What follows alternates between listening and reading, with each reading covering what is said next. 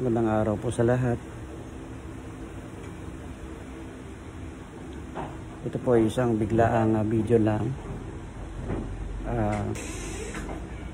Kasi po dito kami sa hospital dahil ang aking anak na si Tim ay nakaranas po siya ng lagnat.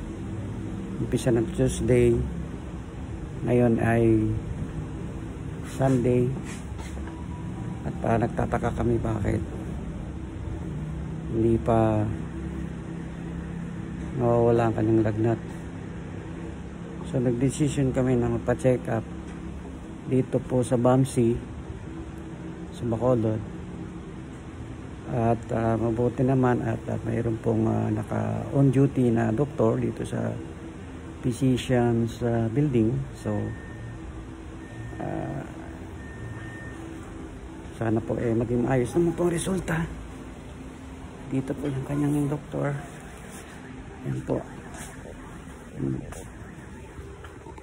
Nandun na po siya sa loob at chinecheck po siya ng isang residence doctor dito.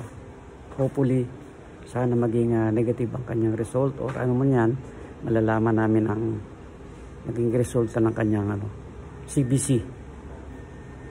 So antabay lang po tayo mga kamano. Ano sabi? Kapalaboratory anay?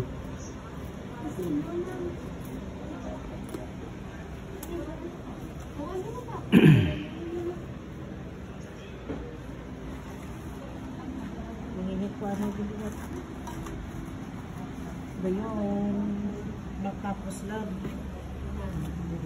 2 to 3 hours na nakapakalan. Wala to lang nun? Iboy ko na lang ibalap.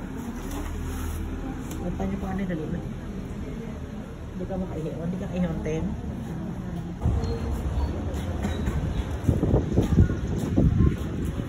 Kasi kung ano ginainom mo to sa inyong school?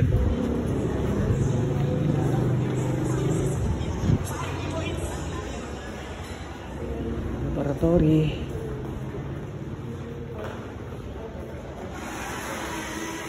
Ang una si Mrs. Bila na anong dito. Ngayon, ang anak ko naman.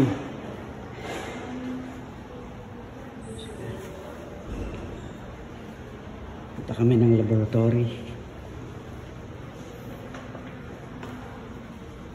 Check up yung CBC. CBC ba yun, mami?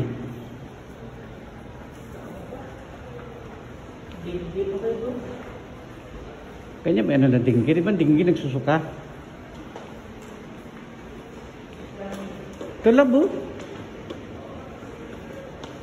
Mami, labo.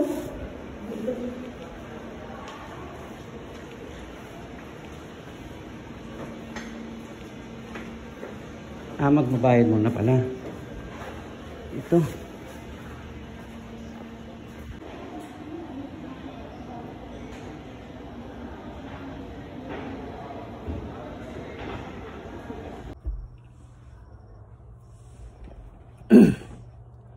Andito na kami sa bahay, guys. Kararating lang namin. Meron lang po ako isang malungkot na balita.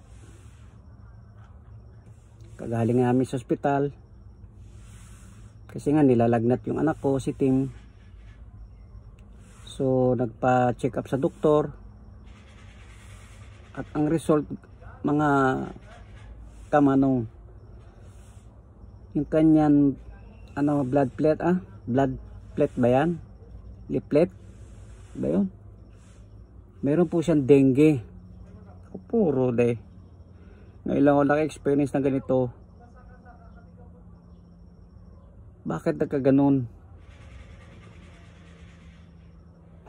So sabi ko, ano po to? Pagsubok.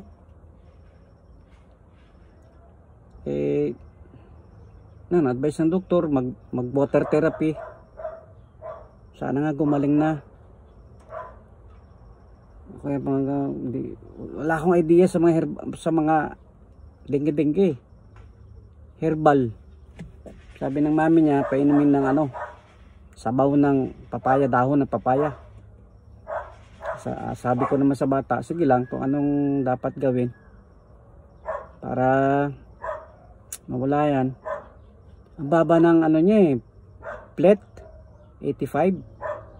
Pag bumaba daw, naku po, baka makumpine. Sana wag naman. Sana makarecover kagad yung bata kasi may examination pa sa Monday. Ay naku po, sana po maawa po kayo sa aking anak. Pray ko po, tulungan niyo po ako mag-pray aking anak, sana gumaling na siya kasi nakikita ko nahihirapan pinipilit ang kumain.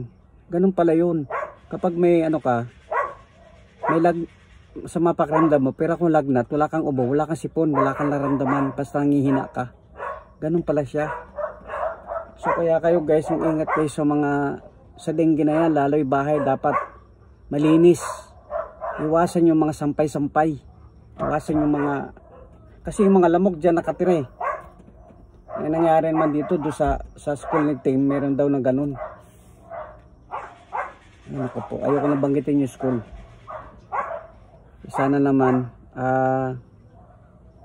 makaraos kami sa ganitong crossing crisis. Alam ko may Panginoon. Dadasala lang po ako.